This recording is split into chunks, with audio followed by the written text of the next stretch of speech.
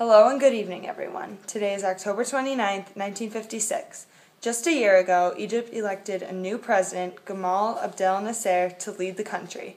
In July 1956, Nasser nationalized the Suez Canal, causing major conflict among many nations. 2 years earlier, the Egyptian military had begun pressuring the British to end their military presence, which had been granted in the 1936 Anglo-Egyptian Treaty in the Canal Zone. Furious with the United States for breaking a promise to provide funds for construction of the Aswan Dam on the Nile River, Nasser ordered the Suez Canal seized and nationalized. Just 3 days ago, the Israelis struck. British and French military forces joined them yesterday. Now we have taken control of the Suez Canal and are waiting on information on what will happen next.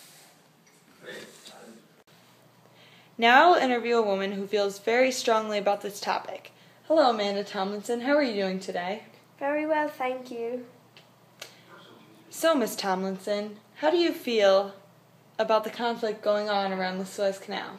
I feel that us British and French are correct in our efforts to take control of the canal. Why is this?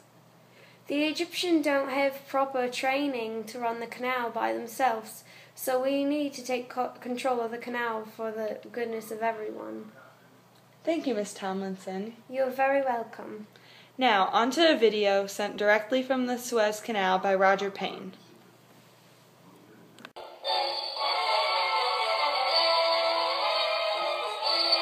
the Portsmouth Naval Base, Britain prepares for the worst in the Suez crisis.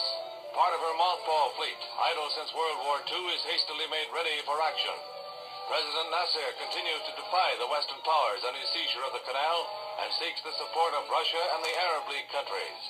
The aircraft carrier Theseus is the first to leave for the Mediterranean, to be quickly followed by the carriers Bulwark and Ocean. Preparations are also made to ferry 20,000 reservists to the area if necessary. Meanwhile, a French fleet sails from Toulon as diplomats desperately seek a conference that will head off war. Thank you very much, Roger Payne, for that wonderful footage about what had occurred the other day. If this crisis did not come to an end, the loss of Britain's oil in the Middle East through the canal would be devastating economically if the Egyptians take control of the canal. Britain only has enough gold reserves to last 3 months without oil, so it is imperative that we take control of the canal to make sure of everyone's well-being.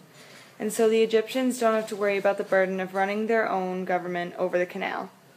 We will broadcast more when our news crews find out more about the crisis. Thank you and good night.